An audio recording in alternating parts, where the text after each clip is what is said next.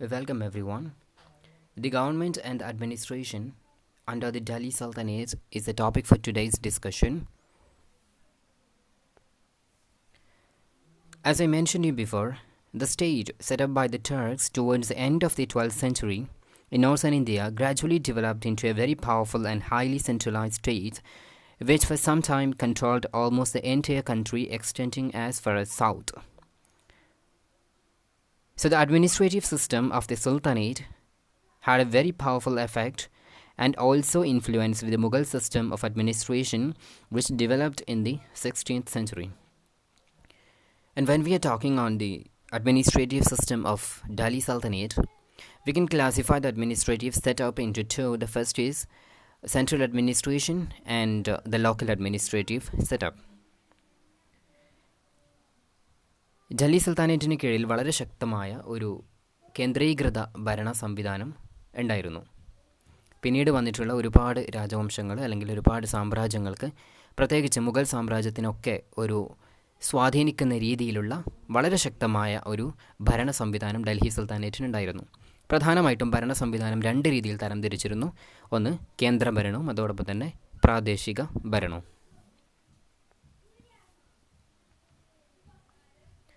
So the Sultan was the head of the state, and his office was one of the important in the Sultanate, and he was the supreme political and military and even the legal authority.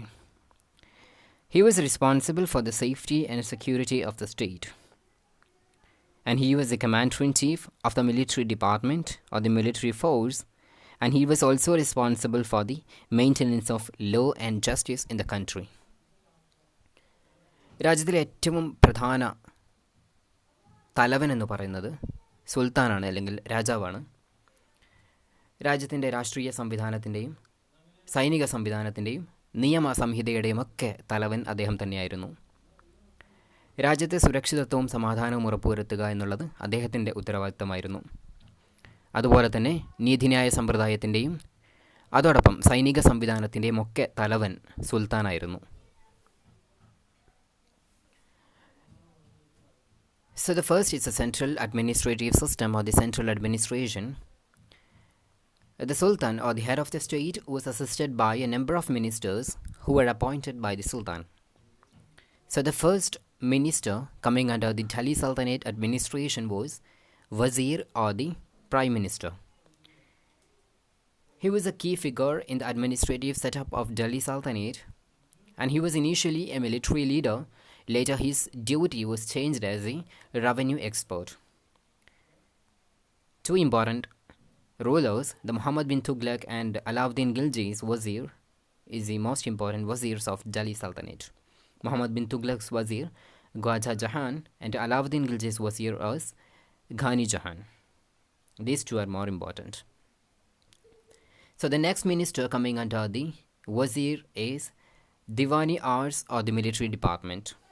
The head of the department called Aris-e Mumalik, an officer, and his duty was to recruit, to equip and to pay the army. Central administration അല്ലെങ്കിൽ കേന്ദ്ര ഭരണ സംവിധാനത്തിൽ സുൽത്താന് കീഴിൽ ഒരുപാട് മന്ത്രിമാരുണ്ടായിരുന്നു. ഈ മന്ത്രിമാരെയൊക്കെ നിയമിച്ചിരുന്നത് സുൽത്താൻ തന്നെയായിരുന്നു. ഇതിലേറ്റവും പ്രധാനപ്പെട്ട മന്ത്രി എന്ന് പറയുന്നത് വസീറാണ്, അല്ലെങ്കിൽ പ്രൈം മിനിസ്റ്ററാണ്. ഭരണ സംവിധാനത്തിലെ ഏറ്റവും പ്രധാന ഉദ്യോഗസ്ഥൻ ഇദ്ദേഹം തന്നെയായിരുന്നു. ആദ്യകാലങ്ങളിൽ അദ്ദേഹം സൈനിക വകുപ്പിൻ്റെ തലവനായിരുന്നുവെങ്കിൽ പിന്നീട് നികുതി സമ്പ്രദായത്തിൻ്റെ അല്ലെങ്കിൽ റവന്യൂ ഡിപ്പാർട്ട്മെൻറ്റിൻ്റെ തലവനായിട്ട് തിരഞ്ഞെടുക്കപ്പെടുകയും ചെയ്തു. മുഹമ്മദ് ബിൻ തുഗ്ലക്കിൻ്റെ വസീറാണ് ഖ്വാജ ജഹാൻ, ആൻഡ് അലാവുദ്ദീൻ ഖിൽജിയുടെ വസീറാണ് ഖാനി ജഹാൻ. ഇവർ രണ്ടുപേരുമാണ് ഏറ്റവും പ്രധാനപ്പെട്ട വസീർമാരെന്ന് പറയുന്നത്. രണ്ടാമതായിട്ടുള്ള മറ്റൊരു മന്ത്രി അല്ലെങ്കിൽ മറ്റൊരു വകുപ്പ് എന്ന് പറയുന്നത് ദിവാനി ആർസ് ആണ്. സൈനിക വകുപ്പാണിത്. അതിൻ്റെ തലവൻ എന്ന് പറയുന്നത് അരിസി മുമാലിക്കാണ്. പ്രധാനമായിട്ടും സൈന്യത്തിലേക്ക് ആളുകളെ തിരഞ്ഞെടുക്കുക, അവരെ യുദ്ധത്തിന് വേണ്ടിയിട്ടുള്ള പരിശീലനങ്ങളൊക്കെ കൊടുത്ത് സന്നദ്ധരാക്കുക, അതോടൊപ്പം തന്നെ അവർക്കുള്ള ശമ്പളങ്ങൾ നൽകുക എന്നിവയൊക്കെയായിരുന്നു ഈ ഒരു വകുപ്പിൻ്റെയും ഇതിൻ്റെ ഉദ്യോഗസ്ഥൻ്റെയും ഡ്യൂട്ടി എന്ന് പറയുന്നത്. So the next minister was, or the next department is called as Diwani Risalat or the Department of Religion. The head of the department was Chief Sadr, and he was also acted as the Chief Qazi. Chief Qazi was also the head of the Department of Justice, so he had double duties. Next is Diwani Insha, or the Department of Correspondence. His duty was to prepare the correspondence between the Sultan and the sovereigns of other state and with the officers, etc. And next is the Intelligence Department. The head of the department is called as Barid, and his duty was to inform everything that was happening around the country. Deewani റിസാലത്താണ് മറ്റൊരു പ്രധാനപ്പെട്ടിട്ടുള്ള department എന്ന് പറയുന്നത്. മതവകുപ്പാണ്. ഇതിൻ്റെ head എന്ന് പറയുന്നത് chief സദറാണ്. അതുപോലെ തന്നെ അദ്ദേഹം തന്നെയായിരുന്നു ആ ഒരു പ്രത്യേക ദേശത്തെ ചീഫ് ഖാസി ആയിട്ട് തിരഞ്ഞെടുക്കപ്പെട്ടതും അദ്ദേഹത്തെ തന്നെയായിരുന്നു. മത പണ്ഡിതൻ അല്ലെങ്കിൽ മത നേതാവ്, ഒരു പ്രത്യേക ഏരിയയിലെ മത നേതാവായിട്ട് അദ്ദേഹത്തെ തിരഞ്ഞെടുക്കപ്പെടുകയും ചെയ്തിരുന്നു. ജസ്റ്റിസ് ഡിപ്പാർട്ട്മെൻറ്റിൻ്റെ തലവനും ഈ ഒരു ചീഫ് ഖാസി തന്നെയായിരുന്നു. മറ്റൊരു വകുപ്പ് എന്ന് പറയുന്നത് ദിവാനി ഇൻഷയാണ്. അതായത് എഴുത്തുകുത്തുകൾക്ക് വേണ്ടിയുള്ള വകുപ്പാണ്. പ്രധാനമായിട്ടും സുൽത്താനും മറ്റ് രാജാക്കന്മാരും തമ്മിലുള്ള എഴുത്തുകുത്തുകൾ, സുൽത്താനും ഉദ്യോഗസ്ഥനും തമ്മിലുള്ളത് തുടങ്ങിയിട്ടുള്ള എല്ലാ തരത്തിലുള്ള എഴുത്തുകുത്തുകളുമായിരുന്നു ഈ ഒരു വകുപ്പിൻ്റെയും ഇതിൻ്റെ ഉദ്യോഗസ്ഥൻ്റെയും പ്രധാനപ്പെട്ടിട്ടുള്ള ഉത്തരവാദിത്വം എന്ന് പറയുന്നത്. മറ്റൊന്ന് ഇൻ്റലിജൻസ് ഡിപ്പാർട്ട്മെൻറ്റാണ്, രഹസ്യാന്വേഷണ വിഭാഗം. ഈ ഒരു വിഭാഗത്തിൻ്റെ തലവനാണ് ബരീദ്. രാജ്യത്ത് നടക്കുന്ന എല്ലാവിധത്തിലുള്ള കാര്യങ്ങളും സുൽത്താൻ്റെ ചെവിയിൽ എത്തിച്ചു കൊടുക്കുക എന്നുള്ളതായിരുന്നു ഇദ്ദേഹത്തിൻ്റെ ഉത്തരവാദിത്തം എന്ന് പറയുന്നത്. So Karganas are more important. It is a household department. The goods and articles needed by the king and his family members were stored in these Karganas. So Karganas is actually a department of household. That means it's a stored houses. Next is Diwani Bandhagan, or the Department of Slaves. This is established by the Firuz Shah Tughlaq, and the head of the department is called as Vakil-e-Dar. Next is Department of Public Works. That is also established by the Firuz Shah Tughlaq. And Diwani Amiri Kohi, that is Department of Agriculture, that was introduced by Muhammad bin Tughlaq, I mentioned in the previous classes. So 10th one is Diwani Khairat, or the Department of Charity. This department is to help the poor and agricultural community, I mean the peasants and all.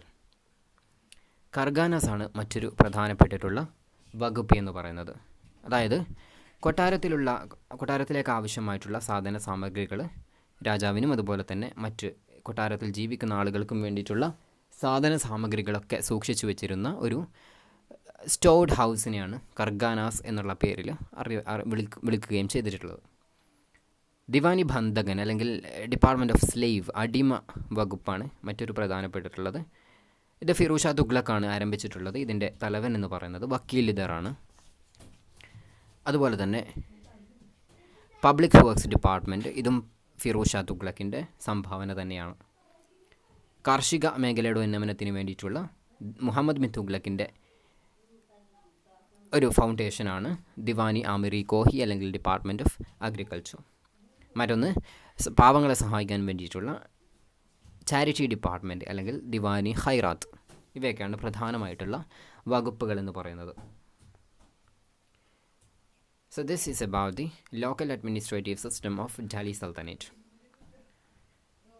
So when we are talking on the administrative structure of Delhi Sultanate in the local setup, the country was divided into a number of tracts or iktas. Holders of these officers, holders of the iktas were called in different names like muktis or iktidar or walis. And iktas became known as subhas or provinces. Provinces were divided into shik, and the shik were divided into parganas. Parganas were headed by the officer called Amil. Pargana again divided into number of villages.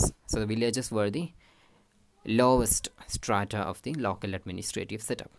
പ്രാദേശിക ഭരണ സംവിധാനത്തിൽ മൊത്തം ഭൂപ്രദേശത്തെ, മൊത്തം രാജ്യത്തെ നിരവധി ട്രാക്കുകളായിട്ട് തരംതിരിച്ചിരുന്നു. ഇതറിയപ്പെട്ടിരുന്നത് ഇക്തകൾ എന്നുള്ള പേരിലാണ്. ഇക്ത എന്നുള്ള പേരിലാണ് അറിയപ്പെട്ടിട്ടുള്ളത്.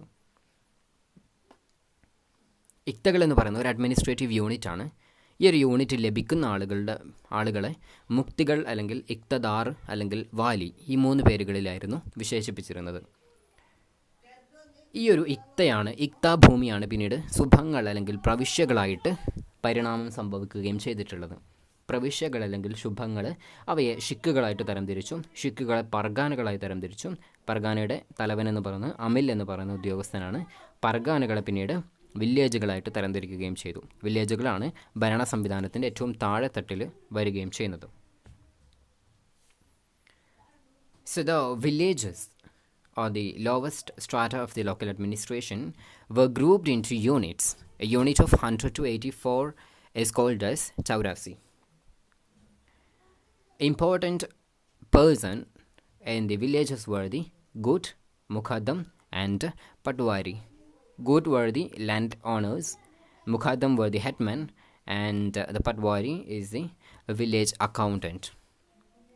നമ്മൾ പറഞ്ഞതുപോലെ ഗ്രാമം അല്ലെങ്കിൽ വില്ലേജ് ഭരണ സംവിധാനമാണ് ഏറ്റവും താഴെത്തട്ടിൽ വരുന്ന ഭരണ സംവിധാനം എന്ന് പറയുന്നത്. പ്രധാനമായിട്ടും വില്ലേജുകൾ ഒരുപാട് യൂണിറ്റുകളായിട്ട് തരംതിരിച്ചിരുന്നു. 100 മുതൽ 84 വരെയുള്ള യൂണിറ്റുകൾ അതറിയപ്പെട്ടിരുന്നത് ചൗരാസി എന്ന പേരിലായിരുന്നു. അതുപോലെ തന്നെ ഗ്രാമങ്ങളിലുള്ള ഏറ്റവും പ്രധാനപ്പെട്ടിട്ടുള്ള 3 വിഭാഗം ആളുകൾ ഗുട്ട്, മുഖദ്ദം, പട്ടുവാരി എന്നിവരാണ്.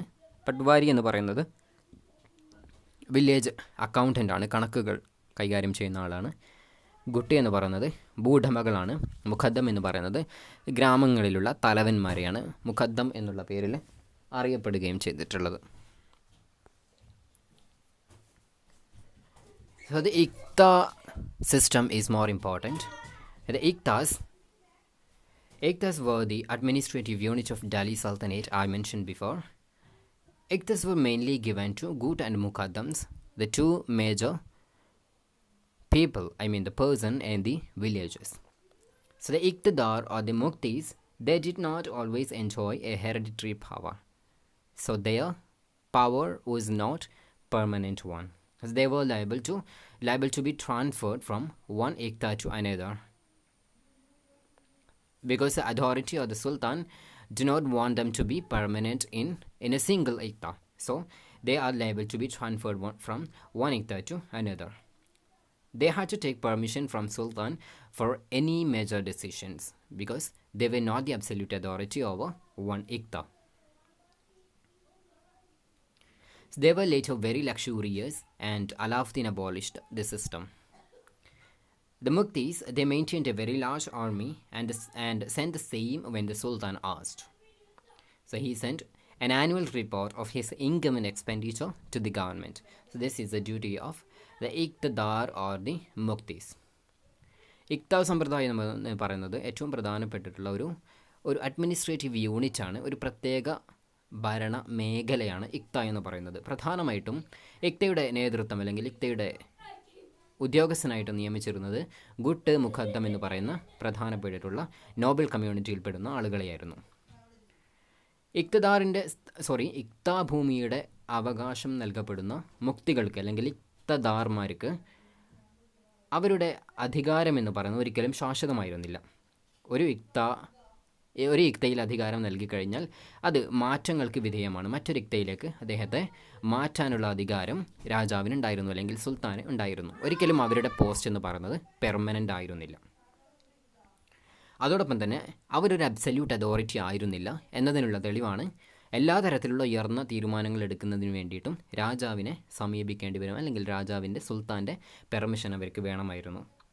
പിന്നീട് അവരുടെ ജീവിതത്തിൽ പണമൊക്കെ ഒരുപാട് വരുന്നതിൻ്റെ ഭാഗമായിട്ട് ഒരു വളരെ ലക്ഷറിയസ് ആയിട്ടുള്ള ഒരു ലൈഫ് അവരുടെ ഭാഗത്തു നിന്ന് ഉണ്ടാവുകയും ഇതിനെ തുടർന്നിട്ട് അലാവുദ്ദീൻ ഖിൽജി ഒരു സമ്പ്രദായത്തെ പിന്നീട് പിൻവലിക്കുകയും ചെയ്യുന്നുണ്ട്. ഒരു വളരെ ശക്തമായ സൈന്യം ഇക്തദാർമാർ മെയിൻറ്റെയിൻ ചെയ്തിരുന്നു. സുൽത്താൻ അല്ലെങ്കിൽ രാജാവ് ആവശ്യപ്പെടുന്ന സമയത്ത് ആ ഒരു സൈന്യത്തെ എത്തിച്ചു കൊടുക്കലും ഇദ്ദേഹത്തിൻ്റെ ഉത്തരവാദിത്തമായിരുന്നു.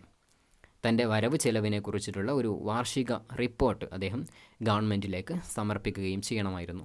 ഇതൊക്കെയാണ് പ്രധാനമായിട്ടും ഒരു ഭരണ സംവിധാനം ഡൽഹി സുൽത്താനേറ്റിന് കീഴിലുണ്ടായിരുന്നത്, the central and the provincial administrative setup. So ഈ ഒരു ഭരണ സംവിധാനം ഉപയോഗിച്ചുകൊണ്ടാണ് from the north to the south, ഉത്തരേന്ത്യ മുതൽക്ക് സൗത്ത് ഇന്ത്യ വരെയുള്ള ഒരുപാട് മേഖലകൾ കീഴടക്കാൻ വേണ്ടിയിട്ട് ഈ ഒരു ഡൽഹി സുൽത്താനേറ്റിന് സാധിക്കുകയും ചെയ്തിട്ടുള്ളത്. Thank you.